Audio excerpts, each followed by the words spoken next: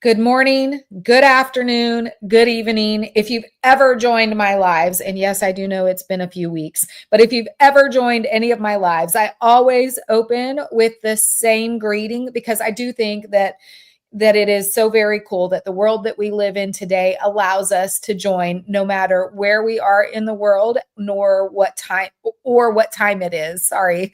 Or what time it is, we can all come together in one place and have great conversation. So I want to welcome everyone to the Sellovatorz Human AI Cells Live. These are held on Tuesdays at 9 a.m. Central. Today we have a special guest, Phillip Edinburgh.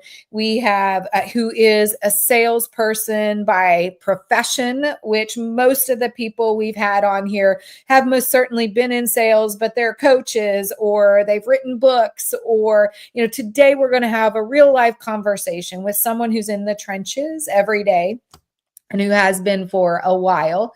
And the goal is for us to just have amazing conversation. But for those of you out there listening today, whether you're live or on team replay, that you walk away with some good practical tips that you can implement directly after the show. So today, what we're going to really spend a lot of time talking about is sales today versus in the past, and what's working, what's not working, and this concept of speed or slowing down to speed up. So before we dive into all of that, though, for those that don't know me, Denise Mirtha Bachman here in Houston, Texas, been in sales for probably longer than some of you are old, over 30 years, almost the lifespan of Phillip, right? And in machine learning, automation, and AI. And almost 3 years ago now, I just branched on my own. We're not here to talk about me, though. So if you want to know more, feel free to go check out my profile or ask some questions below. I do want to, as I pass this on over to Phillip, I think I mentioned I'm here in Houston. For those of you that are out there listening, make sure you drop a note and tell us where you're located as well. Let's have some good conversation. So with that being said, I'm going to pass it on over to Phillip. Phillip, do your intro, and as well, let us know where you're located. And we'll be calling out those that are sharing with us where they are as well. So Phillip. Perfect. Thank you, Denise. And good morning to everybody. My name's Phillip Edinburgh. She mentioned I'm 36 years old, and I've been in sales for roughly about 10 years, roughly. I've done all roles. I'm currently just pretty much a sales rep right now. I started off just kind of from that B2C appointment setter setting, and I kind of worked my way up into SDR, BDR roles to where I currently pretty much a direct sales rep, inside sales. I'm currently located right outside of Sacramento, California, and I'm looking forward to having a good conversation. Awesome. I am looking forward to it as well. So before we dive in, though, if you are live with us again, let us know where you're located. If you are not live and your team replay, make sure that you let us know by putting the hashtag team replay so we can come back and have amazing conversation with you. So with that being said, let's dive right in, Phillip. So you've been in sales for 10 years. You kind of shared with us a little bit of the kind of the not transformation, but the cycle of, Yeah. oh, Chenny's out there. Hey, Chenny, good to have you out there. Appreciate it. And yes, this is season 2, so excited to have you there as well as Phillip. And I will also, it's been a while, so I have not done a great job of the technical aspect of it. But that being said, we've heard a little bit about how you've started off doing, B2C appointment setter to now being, an inside sales rep. Maybe talk about, I think, the difference in when you started, because when you started was pre-COVID to now. What do you think are maybe some key differences in when you first started? Now, remembering, however, you were in a different role back then versus what you are now. But just thinking about sales in general, not specific to your role, what do you think some of the differences are? Maybe name your top 2 differences then versus now. Pre-COVID, I would definitely say that it was really a team environment. Everyone was encouraged. Of course, we're all working out of offices, right, in cubicles next to each other. So there was a lot of encouragement, a lot of kind of, I wouldn't want to say a lack of independence, but a lot more coaching, hands-on coaching right then and there. Goals, spiffs, etc. You name it within the office culture. I would say after COVID, the remote setting kind of forces everyone to be a bit more independent within your sales strategies, whether that's outreach or whether that's closing, doing demos and closing deals. I think the a lot of the responsibility is kind of more on you to self motivate yourself. I think that's a big difference rather than COVID, where we had a lot of motivation right there within us. In my personal opinion, another major change I would say is just the way that people approach people, the way that people buy, and the way that people approach selling to prospects. I think before the logic was we'll just flood them with volume and numbers, as much outreach as possible, until they get annoyed and either agree to meet with me or tell me they're not interested. But I think now we've realized it's more of a human connection, more of a human touch. It's more about building relationships. So I think the logic, the logic of just flooding them with volume, I think people start to realize that that's not the best way to retain business, I would say. Yeah, so there's a lot there that there are different tracks that we could go down to have a more in-depth conversation. So I don't know that we'll cover it all here today because, as you know, Philip, one of the things that I love is to be curious, be audible ready, and to actively listen, right? It's actually be curious, actively listen, and be audible ready. And so, we may not be able to tackle all the things or unpack all of that you just shared with us, because I do like to ask a lot of questions. That being said, however, one of the ones that I think is probably to me that really pulls or causes a lot of emotion for me is really this concept of really being on our own, right? I mean, before let's and maybe motivation both, although that would be something I'd like to unpack as well. If we think about being on our own prior to COVID, as you mentioned, we were in the offices, right? We had team meetings nonstop, live. You're going in and out. You're going to lunch with people. There's this camaraderie and a full team of people to help you in the sales process, just at your beck and call. But what I heard you say, what you noticed after COVID, was that all of a sudden you were kind of on your own. You were isolated in your home office, sequestered, where you couldn't really go out. So you weren't meeting your colleagues for lunch. You didn't have immediate access to everyone like you did before, and you kind of felt alone. Would that be fair in what I heard you say? Definitely, I definitely say that after COVID, the office settings have changed, especially for sales teams and the way that we interact. Yeah. So tell me though, how do you think about pre and post? So now we're in year 5 after COVID, right? Has that changed any? Has it evolved? Oh, evolved was the word I wanted to use earlier. Has it evolved any since the start of COVID versus now? Are you seeing a difference in that? I have. I think that for those that are just fully remote, I think that they've adapted to just their selling style and adapted to pretty much be the set bet, do the best they can from there. But I obviously there's a lot of hybrid positions. People are trying to get back into it, but everyone that I talk to, especially within my network, they say the same thing, that there's nothing like being in a team setting where it's motivating. Maybe you have a bit of competition because, sales, we need to really be driven. We need to be the most driven professionals in any department. And a lot of times when you're self isolated, if you have a couple bad interactions, it can really make it difficult for you to get back in and to keep going. So I definitely say yes. I guess a lot of folks are just used to it now, and it's kind of just become the new norm. So that's pretty much the difference from when it started. It has become the new norm, I think. I do want to recognize Sylvia for being out there. Sylvia Cummings. She said, Denise and Philip, thanks so much for the great information. Glad that you're out here and glad that you're finding it valuable. Drop us any questions that you have. We'd be happy to answer them. But I do want to talk about then this motivation, right? You mentioned something about how you just were able to get immediate coaching, but I would ask, do you think that there's a difference in the way that leaders engage? If we think about back then, was it really coaching that they were doing? do you, because now you've had a coach, right, who Yes. really dives in and gets really into the nitty gritty. There's a difference between coaching and training, and good leaders versus mediocre leaders.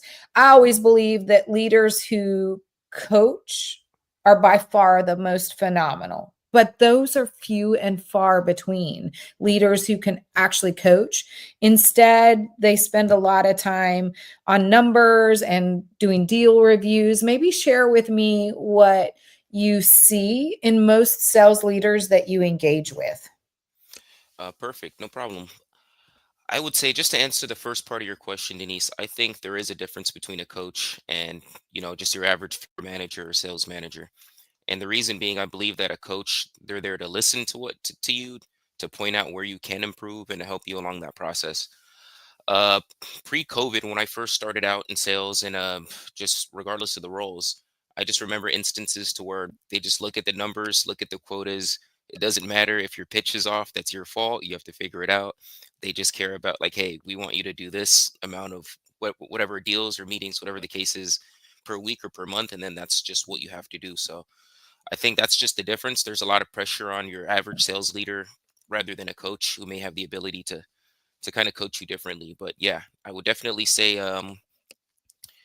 the experiences I've had, yeah, it's very much been about the quotas. It's very much been about KPIs and numbers, and a lot of times it kind of feels like it's not about the either the sales professionals development. To be honest, there's just not enough time. It's like, hey, if you don't have it, you don't have it. Let's just get someone else who does. Well, there's an interesting stat. I haven't looked it up or revisited it to see whether or not it's changed, uh, but it's over 90% of salespeople fail in their first year. And I think a lot of times that is because, as leaders, there are very few that truly do coach. And in that first year, and even in year 30, I mean, having someone who can coach you is very different than having someone who can just do deal reviews, right? Deal reviews become easy. We figure out how to effectively navigate those, both as the seller and as the leader.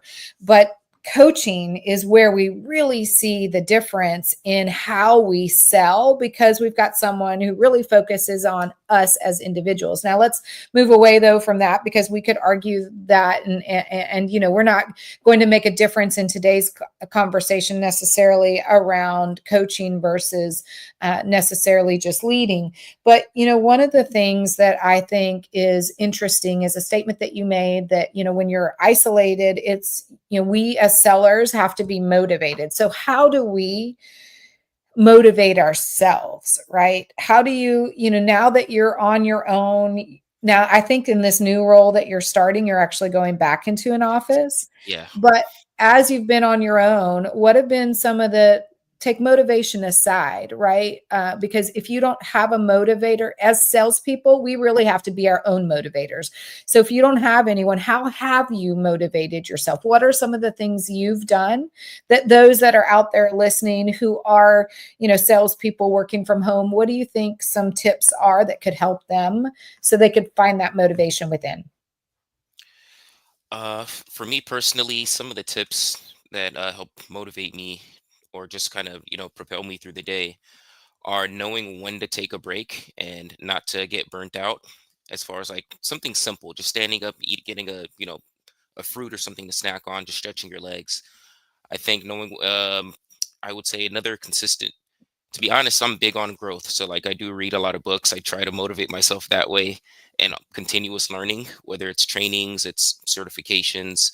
I think that's another great way to kind of motivate myself to where I want to be in the future. And I'll be honest, Denise, it's tough. Like I said, when you're by yourself in front of your computer and you're like, I just don't feel like doing this today, it's really tough. But there has to be something within you. You have to just remember, hey, this is the career that I chose. There's probably a reason why I chose it. Maybe I enjoy interacting with people, or my personality fits it. And that's kind of what I think about it myself. I think like I'm just pretty well suited for sales, and I kind of tell myself like, hey, Phil, this is what you decided to do with your life, so let's just do it. So that motivates me, to be honest, a That's little bit. great. I think that as individuals, we're all going to find that there are different things that motivate each of us differently. So I would say, for example, what motivates me is remembering that I want to make a difference. So everyone knows I've stepped away from the corporate sales. I now do coaching, consulting, and fractional leadership. And my vision is that I can do my part, even if it's a small part, my part in elevating sales so that it becomes a noble profession again. So what motivates me is that knowing that I can do something to help someone else out, so that I am meeting my vision, so that I can help salespeople be better at what they do. That's what motivates me. Now, that being said, Philip, Yeah. I can remember a time back, well, when I first started, like, 20 plus years ago. You remember, I've been in sales over 30, so at least still 20 years ago. When you went on a job interview in sales, they would ask you what motivated you, and the right answer was always money. Even though it may not have been money for everyone, Yeah. that was the right answer for all, right? And if you didn't say money, you weren't really considered a good sales rep, right? Who could be motivated. The reality is money's great. We all need money. And by the way, I know this is Anna, even though it says LinkedIn user. She says hello from Ireland. And so welcome, Anna. Chenny says motivating oneself through continuous learning. That's a great tip, Philip. I would say that money isn't always the motivator. And while I realize that I have to make money, I also want to make a lot of money. I've made a lot of money in sales, so I want to continue that momentum, right? So money is a driver for me, but my motivator all alone is helping others, serving by leading, and helping us all to become better at sales. So if we think about the old adage that money has to drive us as sales reps, I would say, in hearing what mine is versus also hearing what yours is, money is, while it may be a driver, it is not the full motivator. Correct, Philip? Yes, no, I agree 100%. And I think one of the reasons, because with my new role, this that conversation actually came up. The hiring manager did ask what motivates me, and I used the same technique that you just used, because realistically, what he wanted to hear was like, "Hey, I'm here for money. I'm not here for a base salary." And that way, they know that, if I can drive over what your revenue goals for me are, it's a win-win for everyone. But I think that, if it's only money though, Denise, 100%, like, you'll get burnt out in sales. It has to be something further that motivates you. So definitely not money. Money's probably further down on the list, although it's important, but definitely it's just continuous learning. And yeah. I love that. I would also say what what I think is valuable to us as salespeople, or what should be valuable for us as salespeople, is enabling us to have great conversation like this, whether it's with our leaders, with in an interview situation, with our sellers.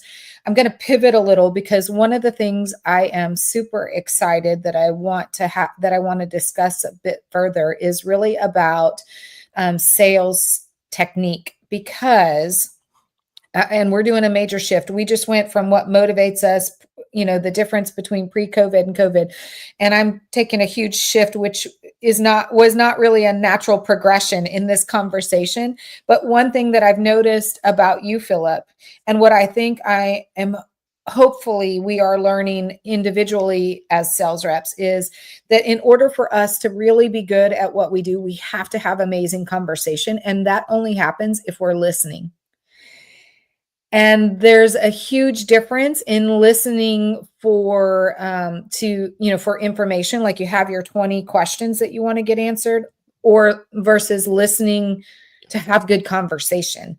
And Philip, what I love about this conversation between you and I is your ability to really effectively listen. Like, you've gone back. I had probably two questions or 2 points in my one statement to you, and you went back and remembered what the first one was, addressed that, and then went back to the second one. That is, I think, one of the hardest things in the conversations that I have with those that are trying to sell me, or that I'm working with, who I'm coaching. We do a really poor job of listening today. Why do you think that is? If you think about, where you were a couple of years ago versus where you are now, Why do you think we don't listen as well as we could or should? Uh, it's a great point. I think for me personally, just reflecting, it's actually quite simple. I think that for us as sales reps, a lot of times we think that we only have one or two shots to get this prospect's interest. Let me just blurt out as much information as I can. And then we have certain acronyms like, oh, the error acronym, right? Acknowledge, ignore, respond. So like a lot of us have been taught that whatever the prospect says, they still need the product or this or the service. It doesn't matter. We're just going to make sure that we get to our end goal. I think a lot of us have realized though over time that that doesn't work.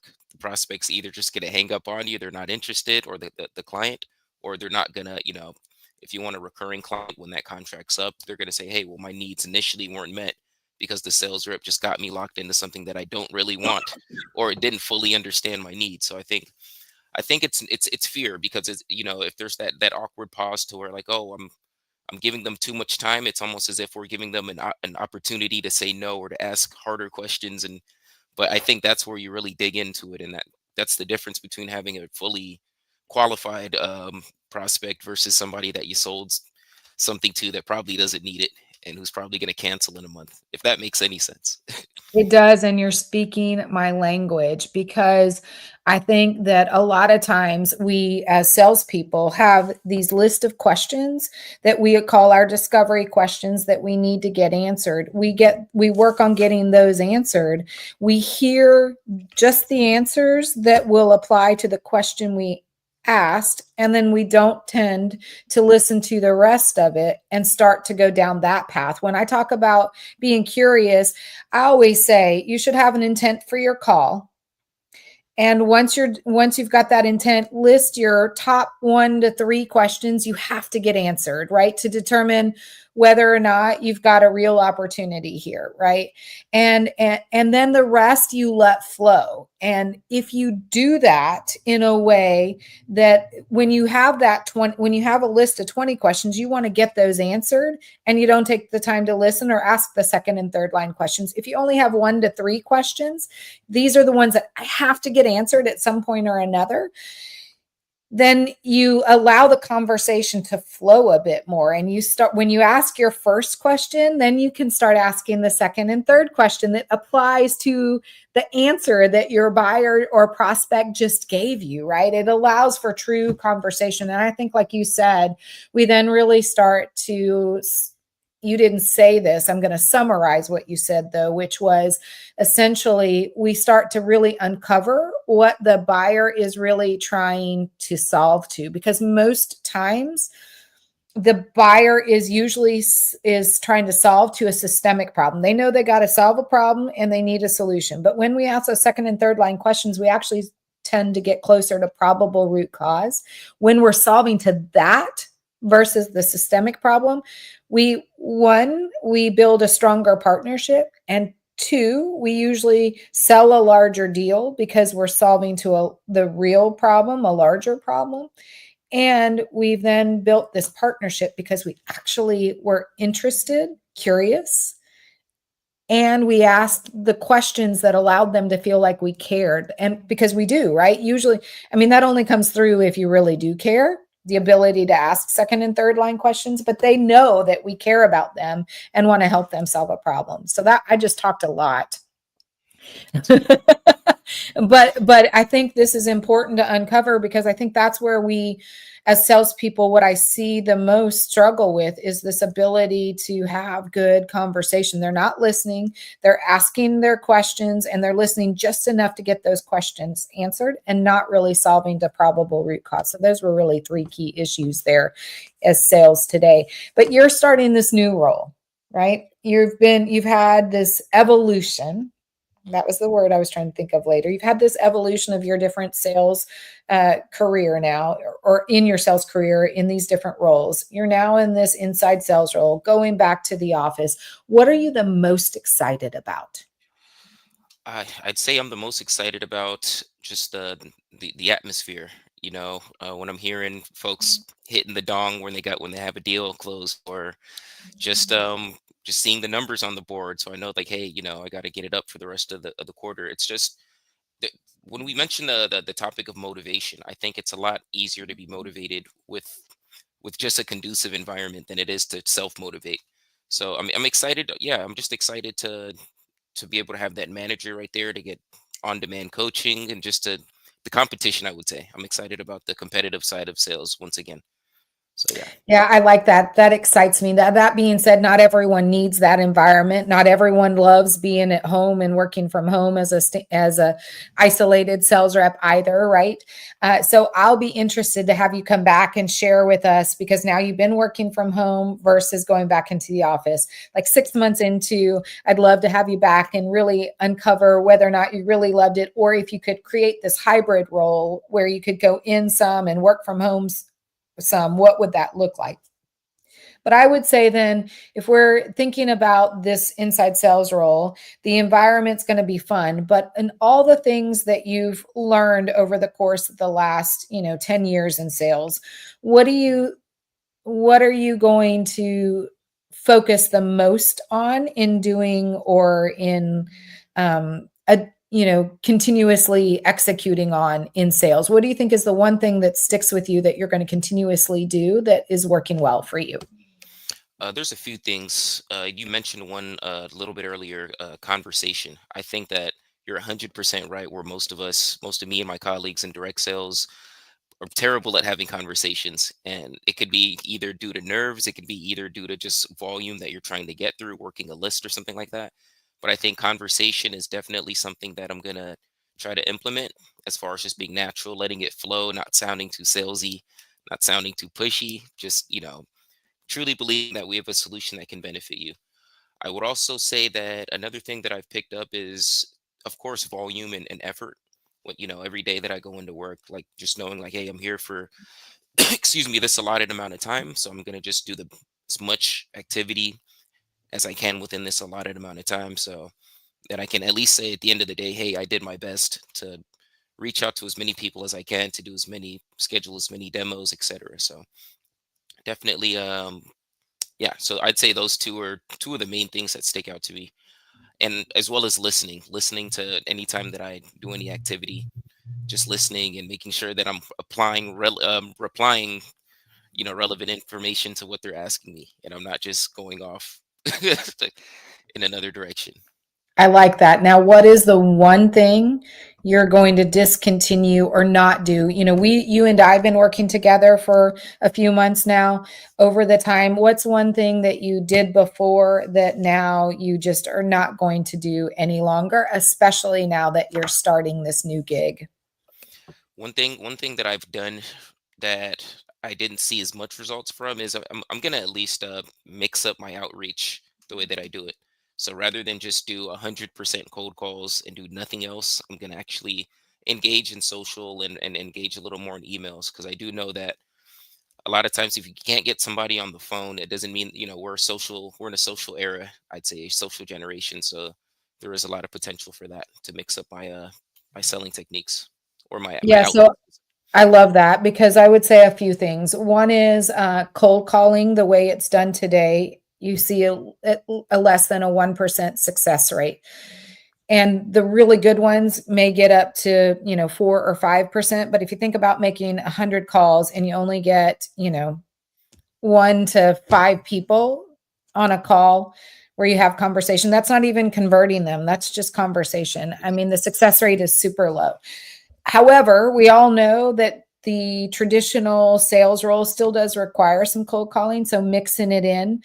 I don't remember the exact stat, but it is over 75% for sure of buying decisions are made through because of social media. So they are seeing social content. So either they're seeing their influencers on LinkedIn, thought leaders, they're seeing their sales reps on LinkedIn, or maybe it's X or it's Instagram. It doesn't really matter. They may not be buying a product on LinkedIn in particular, or in each of those other social media platforms, but they're being introduced to, and they're being reminded of those products, so that when they actually go to sit down to start going through the process of purchasing a product, whether that's the early stages of understanding more about the company and the product and the salesperson, or they're ready to buy, they've already been introduced to the product or service offering through social media content. So I do think that implementing some sort of social media strategy is key. And then the other thing that you said was email, DMs. We know email is not necessarily as successful any longer, but it is about visibility and credibility. So if you can get emails with good subject lines, they may never read your email at all, but at least they'll remember by the time you have conversation with them. They won't remember all of because they didn't read it, but they'll remember the subject line. They'll remember the things that are most valuable, so that when you get on the phone with them, they're like, I don't remember where I know you from, but I do know you because they saw your email or they saw you on social media, right? So I would say when you build out a plan where you use different mediums with which to engage with your prospect and buyer, you will find greater success at a much faster pace than if you go one versus the other. If you don't have a multi-pronged approach to sales, you will struggle 100%. So I'm excited to hear you say that, Phillip. So I know we are getting close to finishing up our morning. We've really been able to uncover a lot of great practical tips that those in the audience today can take away. Let's see if I can remember all of them. One is that while money is a motivator, while money is a driver for us in sales, it should not always be and may not always be our prime motivator. So I would challenge each of us in sales to really figure out what does motivate us, what does drive us, whatever motivates us. Let's spend the time in uncovering that and use that as a means to focus each day on our activities and our processes so that we are living what motivates us, right? The other tip I would say is that ask a lot of questions, right? Listen and ask a lot of questions, but not stay focused on your 20 discovery questions. Really just focus on the key questions that you need to get answered and allow the conversation to flow. So make it more conversational, more about them and less about us when we're having conversation. And I think the one thing that we didn't spend a lot of time on, Phillip, that I heard you say was that a lot of times we are fearful, we're uncomfortable, as sales, it's really hard, but it is really about about being more confident and being less fearful. So knowing that you are selling a good product, that you are good at what you do, and that you are trying to solve a problem for your buyer, when you know those three things, it should eliminate a lot of that fear and that uncomfortableness and allow you to truly have amazing conversation. I agree So those were a 100%. lot of great tips. I want to also thank those that are out there today for having been here. So Anna says 100% agree. Denise, Martha Bachman, human element with active listening. The sales conversation or any conversation is more efficient and enjoyable and more importantly, beneficial to both sides. Yep. And Chenny says money is a driver, especially for salespeople, but it is not the full motivator. And yes, same thing that Anna said, money is a driver and is part of motivation, but there are other things that motivate us. So I want to thank all of those people that are out there today. Anna says, insightful and practical conversation. Thank you, Denise and Phillip. So Phillip, this is where I want to thank you for the time. I'm super excited for what you've got as your next step in this sales evolution, as you have started out in the appointment setting, B2C sales, and now you're truly inside sales, executing on sales opportunities. So I'm super excited to have you back in 6 months and see the difference in what you're doing. So I want to thank you for being here. I want to wish you super success on this new role.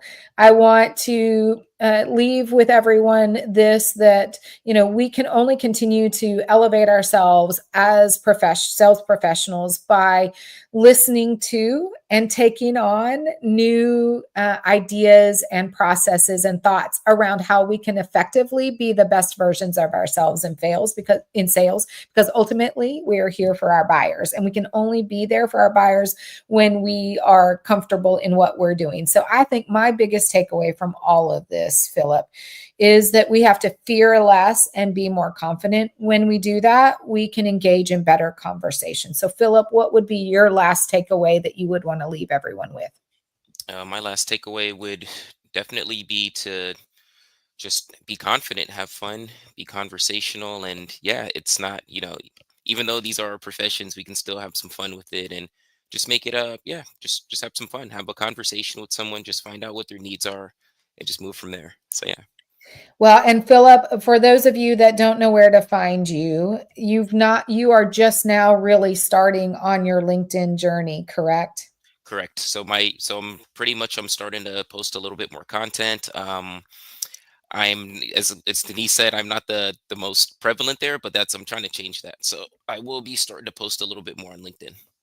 Well, and I think you've got a great commenting strategy. You're in the DMs, which is really good. You can find Phillip in the handle down below. You can see that at fungi. How do you pronounce it again? Did I say it right? Fungi Edinburgh 1988. Yeah. Perfect. All right. So go find Phillip, watch him through his journey. I'm going to challenge him to really truly start to get more content out there. So watch him as his content evolves, just as a LinkedIn user. Also watch him as he evolves as a sales professional. And, hopefully 6 months down the road, we can have Phillip back on here and really uncover what's changed over the last 6 months, what he's learned, and what some of his biggest takeaways are then. So again, I want to thank everyone who is out there, whether you were team live or team replay. Especially if you're team replay, make sure you leave that hashtag so we can come back and have good conversation. And we'll see you back here. We're Tuesdays at 9 a.m. where we talk about all things sales related, injecting the human back into sales. We did talk a lot about that today, about being conversational, having fun, having confidence, and as well asking a lot of questions, because ultimately we want to solve to our buyers' problems. So I want to thank everyone for being here today. I wish everyone a great rest of your day and a phenomenal week, and we'll see you back here. So I'm going to take us out with some music, and I will see you guys later. As soon as I get to it, here we go. We're going to do some rock, I think. Let's do some rock. Bye, guys.